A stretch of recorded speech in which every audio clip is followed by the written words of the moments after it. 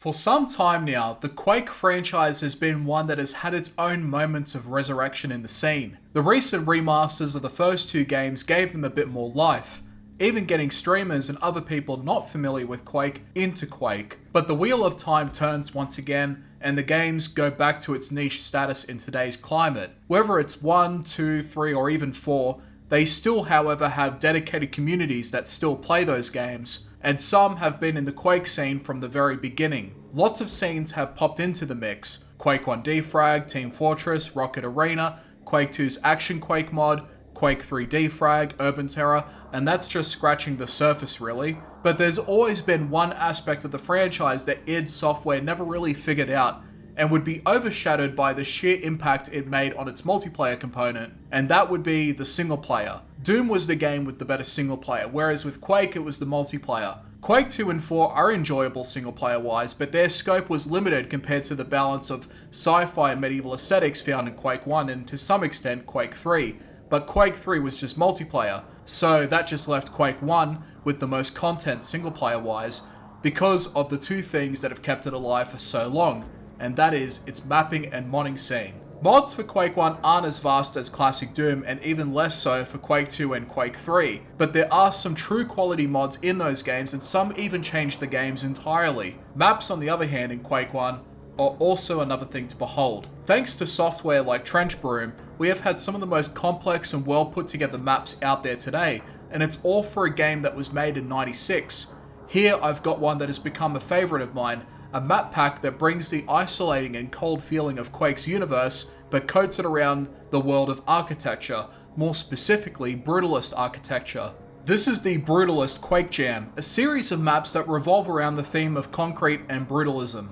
There are 2 jams, each with a truckload of maps made by different people within the Quake community. On the Slipseer website, you'll find many other map jams and other maps, each with their own themes in mind, where you'll get a unique experience altogether. This one, however, is all about vast and complex labyrinths of concrete that is indifferent to your existence. Their design on the exterior goes for something functional and unpainted usually. You can see these kind of buildings in many parts of the world, and most notably in Europe, where it originated from back in the 20th century. In the context of Quake, however, you already have the alien and abstract dimensions where you only have a shotgun to remind you of home. Any of these maps, as well as the hub areas in 1 and 2, you already feel dwarfed by their presence. Looking around and wondering what the purpose of all this is, where you are, and why all of this was built, these are all questions that will never get answered, and the place more than likely doesn't even know or care that you're there. The original Quake levels were pretty rudimentary and generally had the same structures and array of colours. Color-wise, it's not much different here, but the scale and geometry has changed dramatically. The overwhelming size of the maps give off a feeling of it being infinite, where you're lucky the creator of the map even created an exit for you. This feeling of existential dread hits differently here, even with the presence of enemies keeping you busy, where you're playing Quake 1 as normal and fragging everyone and getting to the exit door. But this different feeling is unique to the Brutalist setting, which gives Quake a familiar but different dimension of its own. You still fight all of the same enemies, but it's the only thing that ironically is keeping you sane in a place like this.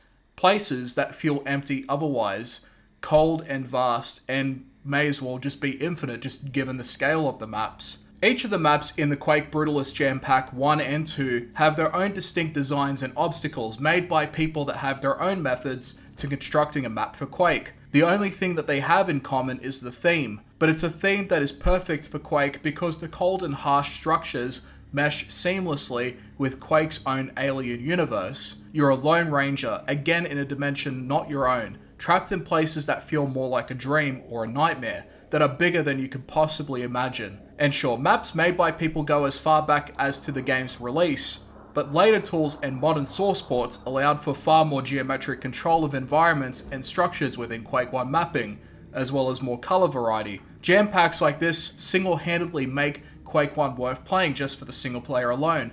It is an infinitely scalable pool of content that can go on forever, because of communities and mappers that contribute to projects like this. As for modern source ports, I tested these maps on the VK Quake source port and haven't had any issues so far personally. And installing the map pack is relatively simple too. grab the files and put it into the directory. Run VK Quake and it should appear in mods. Done. Now the maps themselves are independent of each other, which is usually the case with map packs, so you can go about them in any order you wish. Some have interesting platforms and puzzles to solve, or some really hairy gunfights where one map has hundreds of scrags thrown at you. And like I said, there are plenty of maps that you can find with different flavors and themes, but this is one that I would highly recommend. The beauty of Quake 1 is that because of its blend of sci-fi and medieval, you can go from one end to the other and it won't be too jarring or go too far off the game's identity.